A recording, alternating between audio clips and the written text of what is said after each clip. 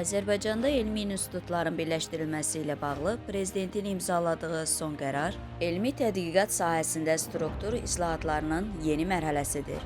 Bu, elmi fəaliyyətin səmərəliliyini, idarə olunmasını və təhsil əlaqəsini artırmağa yönəlmiş mühüm addımdır.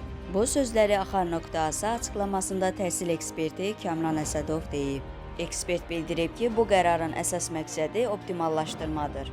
Bu, həm dövlət resurslarının məqsədə uyğun istifadəsi, həm də elmi nəticələrin praktikaya inteqrasiyası baxımından vacibdir. İndiyə qədər Elmlər Akademiyasının və müxtəlif nazirliklərin tabeliyində olan elmi qurumlar çox zaman bir-birindən təcrid olunmuş şəkildə fəaliyyət göstərirdi. Bu isə həm idarə etmədə xaotiklik, həm maliyyə vasitələrinin pərakəndə xərclənməsi, həm də elmi nəticələrin zəif koordinasiyası ilə nəticələnirdi. Məsələn, oxşar mövzularda paralel tədqiqatlar aparılır, eyni tip laboratoriyalar bir neçə institutda təkrarlanır, nəticələr isə cəmiyyətə və iqtisadiyyata təsir göstərə bilmirdi.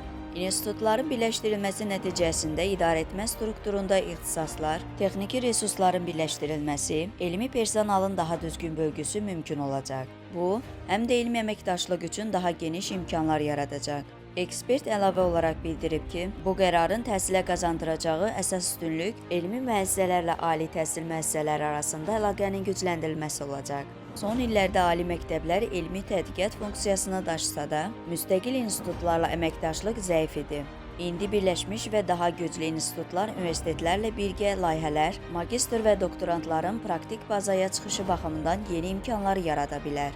Lakin burada diqqət edilməli məqam da var. Bu, birləşmələr yalnız kağız üzərində struktur dəyişməsi ilə yekunlaşmamalı, elmi müstəqillik, tədqiqat azadlığı və alimlərin təşəbbüsləri qorunmalıdır. Eyni zamanda institutların birləşdirilməsi zamanı onların tarixi mirası, kadr potensialı və ixtisaslaşma səviyyəsi nəzərə alınmalıdır ki, bu proses itkiyə deyil, qazanca yönəlik olsun.